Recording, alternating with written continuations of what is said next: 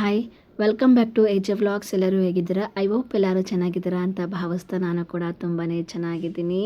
ನಾನು ಕೂಡ ಮತ್ತೆ ದಾವಣಗೆರೆಗೆ ಬಂದಿದ್ದೆ. ಏನಕ್ಕಪ್ಪ ಅಂದರೆ ನಮ್ಮ ಅತ್ತೆ ಮಕ್ಕಳ ಮದುವೆ ಇತ್ತು. ಮದುವೆ ಮುಗಿಸ್ಕೊಂಡು ಹೋಗೋಣ ಅಂತ ಬಂದಿದ್ವಿ. ಯಾಕಂದರೆ ಅವ್ರ ಅಮ್ಮನೂ ಕೂಡ ನಮ್ಮ ಮದುವೆಯಲ್ಲಿ ಸ್ವಲ್ಪ ಎಲ್ಲನೂ ಮುಂದೆ ನಿಂತು ಮಾಡಿದರು. ಸೊ ಆ ಒಂದು ಗ್ರ್ಯಾಟಿಟ್ಯೂಡ್ಗೋಸ್ಕರ ನಾವು ಕೂಡ ಮದುವೆಗೆ ಬಂದಿದ್ದು. ಇನ್ನು ನಮ್ಮ ಹಸ್ಬೆಂಡ್ ಕೂಡ ನಾಳೆ ಮದುವೆ ಇದೆ ಅಲ್ವಾ, ಅದಕ್ಕೆ ನಾಳೆ ಬರ್ತೀನಿ ಅಂತ ಹೇಳಿದ್ರು. ಇನ್ನು ರಿಸೆಪ್ಷನ್ ಇತ್ತು. ಸೊ ನನಗೆ ರಿಸೆಪ್ಷನ್ಗೆ ಹೋಗೋದು ಬೇಡ ಅನ್ನಿಸ್ತು. ಒಬ್ಬಳೇ ಹೋಗಬೇಕು ಅನ್ನೋ ಸ್ವಲ್ಪ ಬೇಜಾರು. ಮುಂಚೆ ಆದರೆ ಹೋಗ್ತಾ ಇದ್ದೆ. ಇವಾಗ ಹಸ್ಬೆಂಡ್ ಇರೋದ್ರಿಂದ ಎಲ್ಲೂ ಒಬ್ಬಳೇ ಹೋಗೋಕ್ಕೆ ಮನಸ್ಸು ಬರೋದಿಲ್ಲ, ಅದರಲ್ಲೂ ಫ್ಯಾಮಿಲಿ ಫಂಕ್ಷನ್ಸ್ಗಳಿಗೆ. ಸೊ ಹಾಗಾಗಿ ನಮ್ಮದು ಬೇರೆ ಬೇರೆ ಕೆಲಸ ಎಲ್ಲ ಇತ್ತು. ಇನ್ನು ನಮ್ಮ ಮಗನ ನಾಮಕರಣಕ್ಕೆ ನಾವು ಸೀರೆ ಎಲ್ಲ ತೊಗೊಂಡಿದ್ವಿ ಅಂತ ನಾನು ನಿಮಗೆ ಲಾಸ್ಟ್ ವಿಡಿಯೋದಲ್ಲೆಲ್ಲ ಹೇಳಿದ್ದೆ. ಸೊ ಅದನ್ನು ಈ ಸಲಿನ ಹೊರಗಡೆ ಹೋಗ್ಬಿಟ್ಟು ಅದನ್ನು ಬ್ಲೌಸ್ನ ಹೊಲಿಸ್ಲಿಕ್ಕೆ ಕೊಟ್ವಿ. ಅಂದರೆ ಬೇರೆ ಕಡೆ ಆಲ್ರೆಡಿ ಅಮೌಂಟ್ ಕೊಟ್ಟಿದ್ವಿ, ಬಟ್ ಅವ್ರು ನಮಗೇನು ರಿಟರ್ನ್ ಮಾಡಿರಲಿಲ್ಲ. ಸೊ ಅಲ್ಲೇ ಹೋಗಿ ಹೊಲಿಸ್ಬೇಕು ಅಂತ ಹೋಗಿದ್ವಿ. ಬಟ್ ಅವರು ಈಗ ಆಗಲ್ಲ, ಮದುವೆ ಬ್ಲೌಸಸ್ಗಳು ಸೀರೆಸ್ ತುಂಬ ಇದ್ದಾವೆ, ನೆಕ್ಸ್ಟ್ ಮಂತಲ್ಲಿ ನಾವು ಬಂದು ಕೊಡಿ, ಅವಾಗ ಹೊಲ್ಕೊಡ್ತೀವಿ ಅಂತ ಹೇಳಿದರು. ಸರಿ ಅಂತ ಹೇಳ್ಬಿಟ್ಟು ಮತ್ತೆ ನನ್ನ ತಂಗಿ ಗೊತ್ತಿರೋರ ಕಡೆ ನಾವು ಹೋಗಿದ್ವಿ. ಅವರು ತುಂಬ ಚೆನ್ನಾಗಿ ಹೊಲಿತಾರೆ, ಅಲ್ಲೇ ಹೋಗೋಣ ಅಂತೆಲ್ಲ ಹೇಳಿದ್ಲು.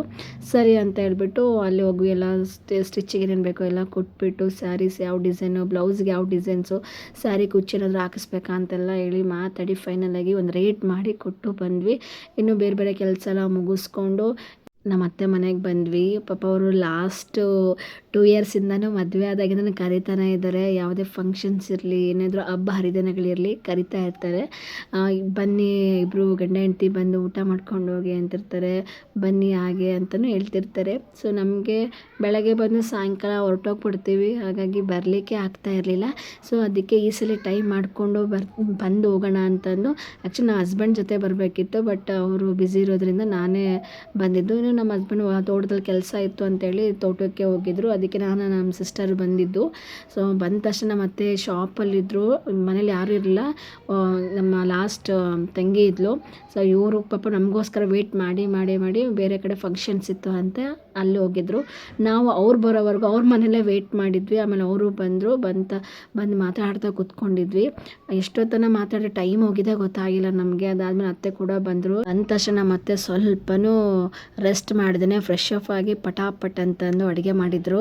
ಅವ್ರ ಅಡುಗೆ ಕೈ ರುಚಿ ಸವಿದಿದ್ದು ತುಂಬ ದಿನಗಳಾದಮೇಲೆ, ಮದುವೆ ಟೈಮಲ್ಲಿ ಅವ್ರ ಮನೇಲಿ ಊಟ ಮಾಡಿದ್ದು. ಅದಾದಮೇಲೆ ಲಾಂಗ್ ಗ್ಯಾಪ್ ಆಗಿತ್ತು. ಸೊ ಇವಾಗ ಊಟ ಮಾಡಿ ಸ್ವಲ್ಪ ಹೊತ್ತೆಲ್ಲ ಮಾತಾಡ್ತಾ ಕೂತ್ಕೊಂಡು ಟೈಮ್ ಆಗುತ್ತೆ ಅಂತ ಹೇಳ್ಬಿಟ್ಟು ನಮ್ಮಮ್ಮ ಕೂಡ ಕಾಲ್ ಮಾಡ್ತಾನೆ ಇದ್ರು, ಬನ್ನಿ ಟೈಮ್ ಆಗಿದೆ. ಆಲ್ಮೋಸ್ಟ್ 10:30 ಆಗೋಗ್ಬಿಟ್ಟಿತ್ತು. ಚಿಕ್ಕ ಮಗು ಬೇರೆ ಅಲ್ವಾ, ಅದಕ್ಕೆ ಹಾಗೆ ಹೋಗೋದೇನೋ ಅಂತ ಫಸ್ಟ್ ಟೈಮಲ್ಲಿ ಮಗು ಮನೆಗೆ ಬಂದಿರೋದ್ರಿಂದ ಸ್ವಲ್ಪ ತಲೆಗೆ ಎಣ್ಣೆ ಸವರಿ ಒಂಚೂರು ಬಾಯಿ ಸಿಹಿ ಮಾಡಿ ದೃಷ್ಟಿ ಎಲ್ಲ ತೆಗೆದ್ರು.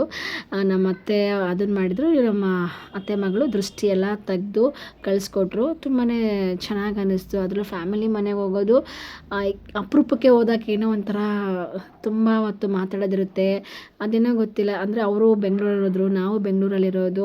ಸೊ ಹಾಗಾಗಿ ಎಲ್ಲ ಮಾತುಕತೆ ಎಲ್ಲ ಮುಗಿಸ್ಕೊಂಡು ಮನೆಗೆ ಹೋದ್ವಿ. ಮನೆಗೆ ಹೋಗೋಷ್ಟೇ 11 ಆಗಿತ್ತು. ಮತ್ತು ಫ್ರೆಶ್ ಅಪ್ ಎಲ್ಲ ಆಗಿಬಿಟ್ಟು ಮದುವೆ ಇತ್ತಲ್ವ, ಮದುವೆಗೆ ಹಸ್ಬೆಂಡ್ ಕೂಡ ಬಂದರು. ಆ ಟೈಮಿಗೆ ಬಂದರು. ಅದಾದಮೇಲೆ ಆ್ಯಕ್ಚುಲಿ ಮುಹೂರ್ತಕ್ಕೆ ಕರೆಕ್ಟ್ ಟೈಮಿಗೆ ಹೋಗಬೇಕು ಅಂದ್ಕೊಂಡ್ವಿ. ಪ್ಲ್ಯಾನ್ ಎಲ್ಲ ಉಲ್ಟಾ ಆಯಿತು. ಬಟ್ ರಿಸೆಪ್ಷನಿಗೆ ಹೋಗಿ ರಿಸೆಪ್ಷನ್ ಎಲ್ಲ ಮುಗಿಸ್ಕೊಂಡು ಅದೊಂದು ಕ್ಲಿಪ್ ಇರಲಿ ಅಂತ ನನ್ನ ಮಗಳದ್ದು ಆ್ಯಡ್ ಮಾಡಿರೋದು, ಅವಳನ್ನ ಕರ್ಕೊಂಡು ಹೋಗಿರೋದ್ರಿಂದ.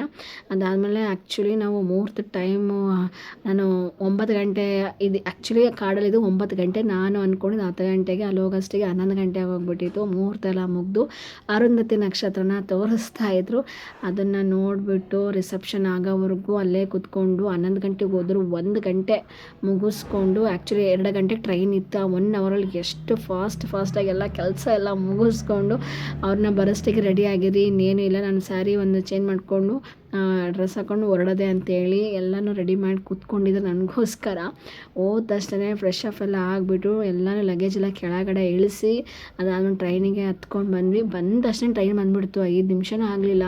ಬಂದ ತಕ್ಷಣ ಟ್ರೈನಿಗೆ ಹತ್ಕೊಂಡು ಬಂದು ಕೂತ್ಕೊಂಡು ಸೀಟೇ ನಮಗೆ ಸಿಕ್ಕಿತ್ತು. ಬಟ್ ಶೆಕೆ ಅಂದರೆ ತುಂಬ ಶೆಕೆ ಇತ್ತಲ್ವ, ಸೊ ಹಾಗಾಗಿ ಅಲ್ಲೇ ಡೋರ್ ಪಕ್ಕನೇ ಕೂತ್ಕೊಂಡಿದ್ವಿ. ಅದೇನೋ ಗೊತ್ತಿಲ್ಲ, ಯಾವಾಗಲೂ ನಾನು ಹಸ್ಬೆಂಡ್ ಹೋದರೆ ನೈಟ್ ಟೈಮಲ್ಲಿ ಹೋಗ್ತೀವಿ. ಇನ್ನೂ ಲಾಂಗು ಒಂದು ಜರ್ನಿ ಇತ್ತು ಅಂತ ಅಂದರೆ ನಾವು ಯಾವಾಗಲೂ ಪ್ರಿಫರೆನ್ಸ್ ಮಾಡೋದೇ ನೈಟ್ ಜರ್ನಿ. ಇದು ಮಗು ಇರೋ ಕಾರಣಕ್ಕೋಸ್ಕರ ನಾವು ಡೇ ಟೈಮಲ್ಲಿ ಬಂದಿದ್ದು. ನಮ್ಮ ಮಗು ಅಂತೂ ಅದು ಪಾಪ ಹಾಲೇ ಕುಡಿತಾ ಇಲ್ಲ. ನಮ್ಮ ತಂಗಿ ಎಷ್ಟೇ ಇದನ್ನು ಮಾಡಿದ್ರೂ ಇದನ್ನು ಮಾಡ್ತಾ ಇರಲಿಲ್ಲ. ಸೊ ನಮ್ಮ ಹಸ್ಬೆಂಡ್ ಆಗಿರ್ಬೋದು ಎಲ್ಲರೂ ಸ್ವಲ್ಪ ಎತ್ಕೊಂಡು ಆಟ ಆಡಿಸ್ತಾಯಿದ್ರು. ಇನ್ನು ವೀಡಿಯೋಸ್ನೆಲ್ಲ ಮಾಡಿದ್ನೆಲ್ಲ ನಮ್ಮಮ್ಮ ನೋಡ್ತಾಯಿದ್ರು ಫುಲ್ಲು ಅಬ್ಸರ್ವ್ ಮಾಡಿಬಿಟ್ಟು.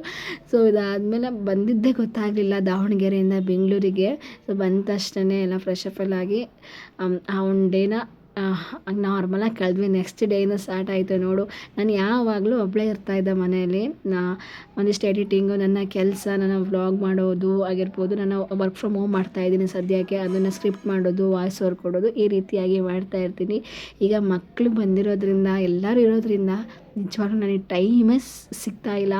ನನಗೆ ನಾನು ಟೈಮ್ ಕೊಟ್ಕೊಳಕ್ಕೆ ಆಗ್ತಾಯಿಲ್ಲ.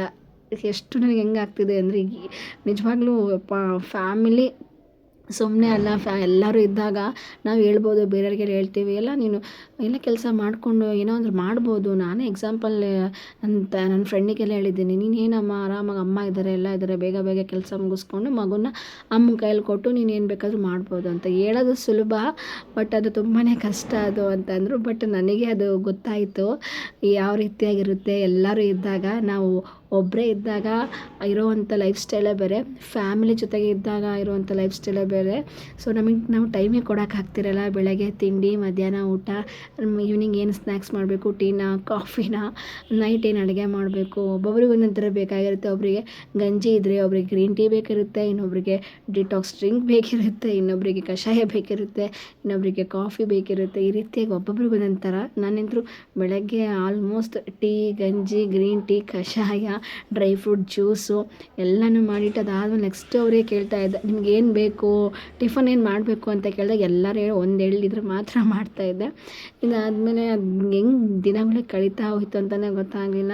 ನೀವು ನೋಡ್ತಾ ಇರ್ಬೋದು ಒಂದೊಂದು ಕ್ಲಿಪ್ಸು ಎಷ್ಟು ನನಗೆ ಮೆಮೊರೀಸ್ ಆಗಿದ್ದಾವೆ ಅಂದರೆ ನಿಜವಾಗ್ಲೂ ಅಷ್ಟು ಮೆಮೊರೀಸ್ ಆಗಿರುತ್ತೆ. ಇನ್ನು ಅದೇನೋ ಗೊತ್ತಿಲ್ಲ, ಮನೇಲಿ ಮಕ್ಕಳಿದ್ರೆ ಯಾವುದೇ ಬೇಜಾರು ಆಗೋದಿಲ್ಲ, ಸಮಯ ತುಂಬ ಬೇಗ ಹೋಗ್ತಾ ಇರುತ್ತೆ ಅನ್ನೋದಕ್ಕೆ ನನ್ನ ಈ ಒಂದು ವೀಡಿಯೋಸ್ನೇ ಬೆಸ್ಟ್ ಎಕ್ಸಾಂಪಲ್ ಅಂತಲೇ ಹೇಳ್ಬೋದು. ನಮಗೆ ನಾವು ಎಷ್ಟು ಫ್ರೀ ಇರ್ತಿದ್ವೋ ಅಷ್ಟೇ ಬ್ಯುಸಿಯಾಗಿ ಹೋಗ್ಬಿಟ್ಟಿದ್ದೀವಿ ಮಕ್ಕಳ ಜೊತೆಗೆ.